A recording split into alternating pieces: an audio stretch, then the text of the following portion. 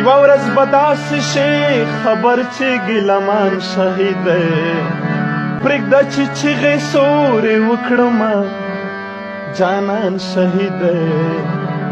دا لربر پښتون افغان ملګرو دا د ګیلمن وزیر قبر دی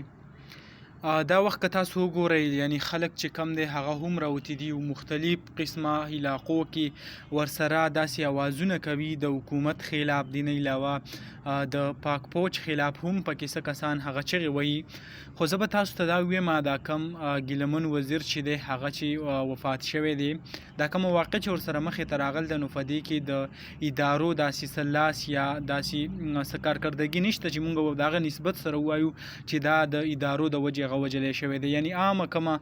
داسې کورنۍ جګړې یا څه وې د هغې له سببه چې کوم دی دا هغه په چاقو باندې ورسره چې کوم دی په یو لوړ باندې والی شوی دی او د هغې د وجې کوم د دې مرګ چې دی هغه رامخې ته شوی دی نو خلک چې کوم دی دا وخت که تاسو وګورئ څه خلک احتجاجونه کوي او څه خلک یو سو بل څه وایي نو هغه ټولو ته زه ریکویسټ کوم یا په فیسبوک باندې څوک داسې کنځل رد بد وایي هغو ټولو ته زه وایم چې دا هغه